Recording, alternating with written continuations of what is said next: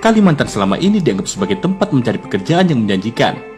Sehingga tak heran kalau daerah ini makin banyak dikunjungi orang luar yang kemudian menetap. Hidup di Kalimantan itu mudah, sama seperti di banyak tempat lain. Intinya, asal kita berkelakuan baik, maka segalanya akan berjalan sebagaimana mestinya. Namun sebaliknya, ketika kita melakukan sesuatu yang buruk, maka akan ada konsekuensi untuk itu. Apalagi ini adalah tanah Kalimantan, di mana klinik dan magisnya masih sangat kuat. Di Kalimantan juga ada semacam aturan khusus yang tak boleh dilanggar siapapun, apalagi pendatang.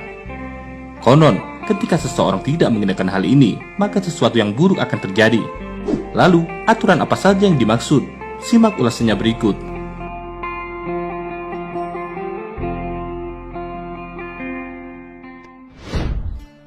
Jangan menghina patung kayu di sana.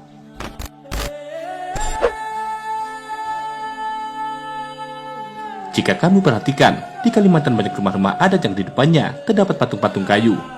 Konon, ini bukanlah patung biasa, melainkan sebagai simbol orang-orang yang sudah meninggal. Aturan yang ada tentang patung kayu ini adalah, jangan pernah menghina bentuknya, sekalipun dalam hati. Ada banyak kejadian orang-orang yang menghina patung-patung ini, dan kemudian diganggu oleh makhluk-makhluk halus. Tak hanya diganggu secara visual, kadang ada yang sampai mengalami keanehan fisik. Gangguan ini akan tetap ada sepanjang seseorang tidak lekas meminta maaf kepada keluarga si pemilik patung tersebut.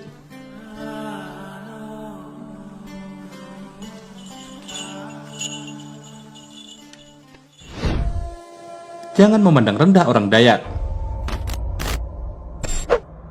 Sebagai pendatang, maka sudah jadi kewajiban kalau kita harus menghormati penduduk asli setempat. Kalimantan adalah tanahnya orang Dayak, maka kita harus menghormati mereka. Jangan sekalipun mencari gara-gara atau menghina mereka. Orang Dayak mempunyai magis yang kuat. Ketika diganggu, mereka tak akan segan mengarahkan kesaktian untuk membalas sakit hatinya. Hal yang perlu diketahui, Dayak merupakan salah satu suku di dunia dengan kekuatan sihir terkuat. Tak hanya dengan sihir, orang Dayak bisa melukai musuhnya dengan mandau yang sakti atau sumpit beracunnya yang mematikan.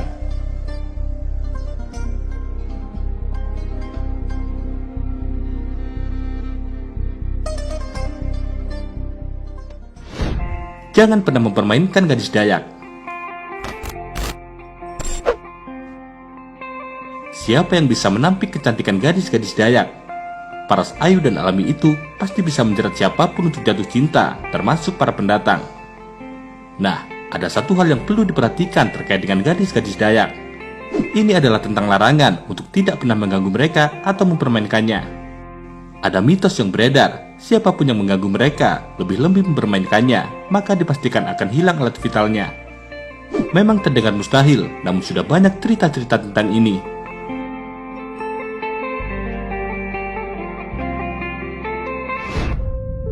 Sopanlah ketika mampir ke makam orang Dayak. Akan jadi pengalaman unik tersendiri jika bisa mampir ke tempat-tempat sakralnya orang Dayak. Salah satu misalnya adalah areal pemakamannya. Cara perkuburan orang Dayak cukup unik. Mereka membuat semacam makam di atas tanah, berbentuk seperti bangunan balok yang disangga.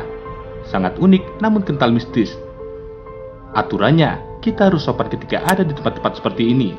Pasalnya, orang-orang Dayak amat mengeramatkan kuburan moyangnya. Jangan keceplosan mengeluarkan kata-kata tidak pantas atau mengumpat. Mereka bisa merasa terhina dan akan membuat urusan ini jadi panjang.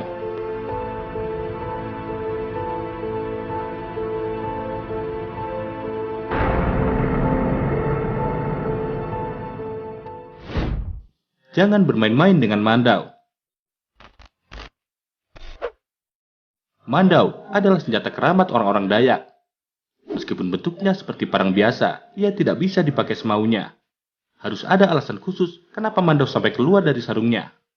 Menurut orang-orang Dayak, mandau yang keluar dari sarungnya biasanya akan memakan korban.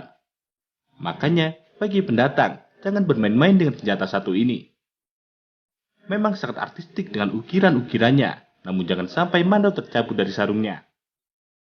Orang-orang setempat sangat menghormati senjata ini, makanya kita pun harus melakukan hal yang sama.